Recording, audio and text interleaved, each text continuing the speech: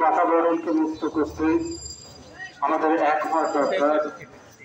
পিছনে একটু সর্বং খণ্ডিতং ব্রহ্ম, আমরা সকলেই ব্রহ্ম এবং আমাদের প্রত্যেকের ভিতরে সেই ব্রহ্ম রয়েছে। আমরা এটা জাগরণ করতে পারছি না বলে ধর্ম নিয়ে এত হানাহানি, ধর্মান্ধতা। ধর্ম হচ্ছে আর কিছু না, যার ভিতরে সেই ধার্মিক গুণগুলো উদ্ভাসিত হয়েছে এবং যার ভিতরে যত ধার্মিক জ্ঞানগুলো উদ্ভাসিত হবে সে তত ধার্মিক এবং সে তত মানুষকে আপন ভাবতে পারবে। আর এই মানুষকে আপন করে ভাবা যায় না বলেই ধর্ম নিয়ে ধর্মান্ধতা এবং ধর্মমত। ধর্ম কিন্তু এক, মানব ধর্ম। তাই আজকের এই মানব বন্ধন, সেই মানব ধর্মকে জাগরিত করার জন্য দরকার। এবং এই যত ধর্ম মত রয়েছে, মত তো থাকতেই পারবে, এক একটা মত এক একটা পথ আলাদা আলাদা, কিন্তু আমরা প্রত্যেককে বিশ্বাস করব, প্রত্যেককে শ্রদ্ধা করব, সম্মান করব। আমরা আমাদের আপন ধর্ম বজায় রেখে অন্তকে শ্রদ্ধা করব, ভালোবাসব।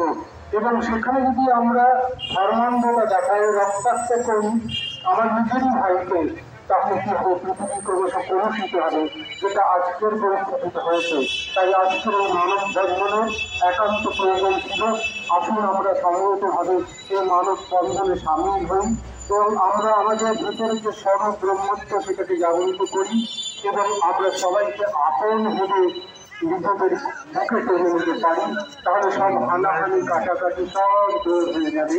আমরা সবাই এক, সেই পরমাত্মার সন্ধান। সেই বোধে যত আমরা জাগরিত হব, তত আমাদের এই ধর্মান্ধতা দূর হবে, তত পৃথিবী সুন্দর থেকে সুন্দরতর হয়ে যাবে। আসুন আমরা সম্মিলিতভাবে এগিয়ে আসি। স্বামী বিশ্বাত্মানন্দজি খুব সুন্দর বললেন। আজকে আমাদের এই সমস্ত প্রতিনিধিরা উপস্থিত রয়েছেন, সঞ্জয় চৌধুরী আছেন।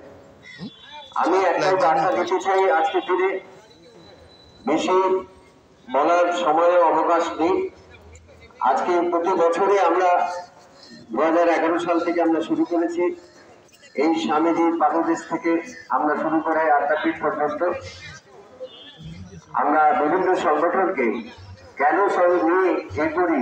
অনেকে আমাদের বলে, ঘরে যে বলে তারাও, আসলে আমাদের উদ্দেশ্যটাই হচ্ছে ভালো মানুষরা আমরা এক জায়গায় নেই বলে আজকে এত সনাতনীদের প্রতি একটা নিপীড়ন হচ্ছে এবং ভালো মানুষদের এক করা। আজকে মুসলমানদের মধ্যে অনেকে আছেন খুব ভালো, বেশিরভাগ ভালো আছেন, কিন্তু তারা প্রতিবাদ করা দরকার। তাদের কাছে এই আহ্বান দিচ্ছি, যারা আতঙ্কবাদী, যারা দুষ্কৃতী, তাদের বিরুদ্ধে তারাও রুখে দাঁড়ান। খালি আমাদের হবে না এবং আমাদের এক হতে হবে, এক জায়গায় দাঁড়াতে হবে। অন্তত এই ক্ষেত্রে আমাদের হিন্দু সনাতনী ধর্মকে রক্ষা করার জন্য এইটুকু বলবো। ঠাকুর রামকৃষ্ণ বলতেন, যত মাঠ তত পথ।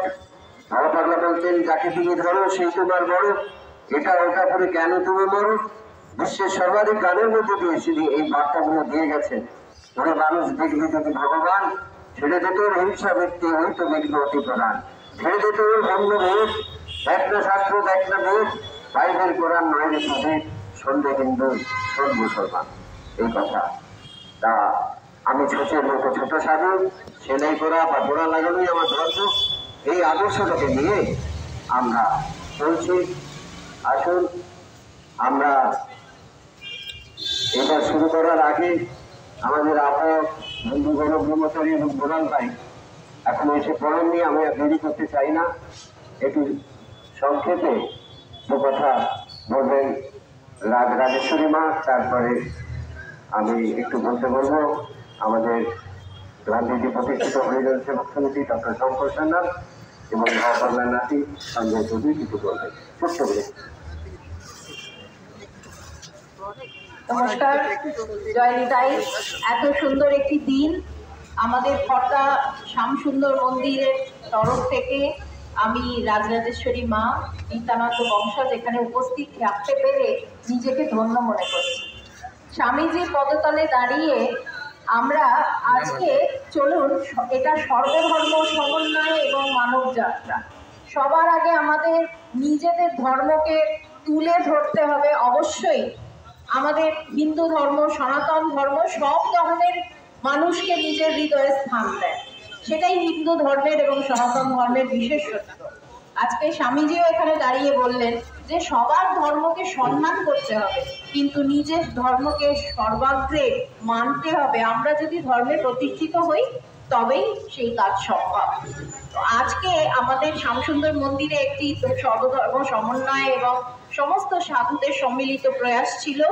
কিছু জনকে আমরা বিশিষ্ট সাধু সন্তকে ধর্মরত্ন পুরস্কার এবং সেবারত্ন পুরস্কার দিয়েছিলাম। আজকে এই যে মহতি কাজ হয়ে চলেছে, গোপাল ক্ষেত্রীজিকে অসম্ভব শ্রদ্ধা করি। তিনি বয়োজ্যেষ্ঠ বর্ষিয়ান সাধু, তো শুধু সংসারে বাইরে গিয়ে হয় না, সংসারে থেকে যারা সাধু তারাই কিন্তু প্রকৃত সাধু।